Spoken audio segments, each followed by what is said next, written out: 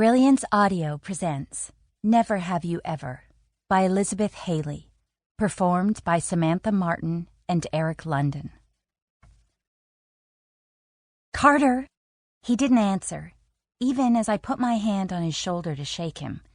It felt weird to touch him, like I was invading his privacy, even though he was lying on my bed, drooling from the right side of his mouth onto my Vera Bradley comforter. It didn't get more intimate than that.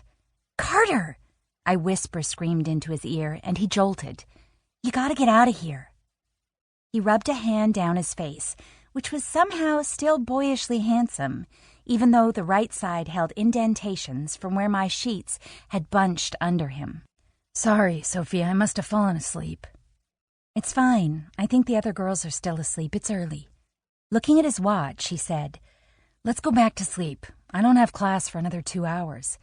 He let his head fall back onto the bed, eyes already closed, his floppy, light brown hair falling over them. I grabbed his hand and tugged, trying my hardest to pull him off the bed. "Get up!" I tried one more time with all my strength, but was only able to slide his body a few inches. Damn athletes. It was like trying to drag a bag of rocks. He flashed an impish smile, and I gave him a shove. "I'm serious. Amy's gonna kill me if she sees you here." "Screw Amy." "She'd like you to do that, I'm sure," I said with a chuckle. "I'm not interested." "Don't tell her that. Don't tell her anything. Just get out before she sees you." Finally, he seemed ready to comply, his long limbs spreading into a morning stretch. He moved around the room, albeit slowly for a wide receiver, packing up his bag with the books we used last night. "What's the big deal? We were studying." "I know that. Amy will think differently, though, if she sees you leaving in the morning instead of last night." Amy, he said with a laugh. "She doesn't even spell her name right. Who cares what she thinks?" I tried my best to convey the severity of the situation through my expression, but Carter Blaine wasn't known for taking much of anything seriously, other than football and Bud Light. "I do. She's the sorority president. It's not like she can kick you out for having a guy spend the night. Co-ed sleepovers are like one of the foundations of Greek life." "They're really not," I said dryly. I opened my door a crack, listened for footsteps, chatter, or the sound of the water running in the bathroom. When I didn't hear anything, I grabbed his hand again and ushered him toward the hallway. We were halfway down the stairs when Amy walked from the kitchen to the front door and spun to face us, her dark green eyes narrowing and her blonde hair whipping around. "Just what do you think you're doing?" I looked at Carter, his bright blue eyes widening as he looked from me to Amy and back again. "Sorry." "For what exactly?" Amy asked. "For coming over so early. When I left last night, I thought I understood all that psychology stuff. Then I got home and realized I'd forgotten most of it, so I came back over here super early.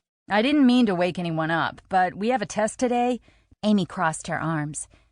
"We do. You want to see the syllabus?" Bless Carter's heart for trying. He was already going into his phone to log into the course.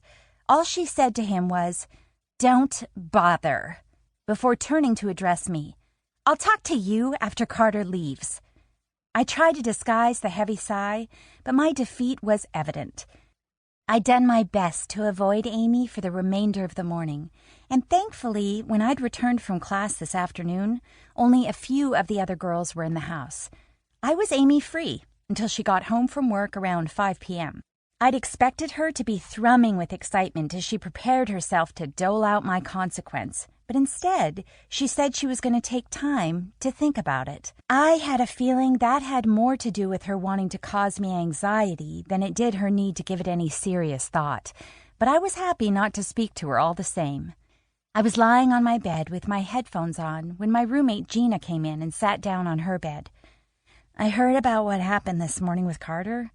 "Well, with how news travels in this house, I'm not really surprised," I said with a laugh. "Right." She took a brush from her bedside table and began running it through her long, dark hair. "Well, Amy's a bitch. Obviously, she's worse with this stuff when it comes to guys, and she's liked Carter for 4 years since they were freshmen. I bet it'll all blow over once she moves on to whatever or whoever she has an issue with next. Just give it a little time."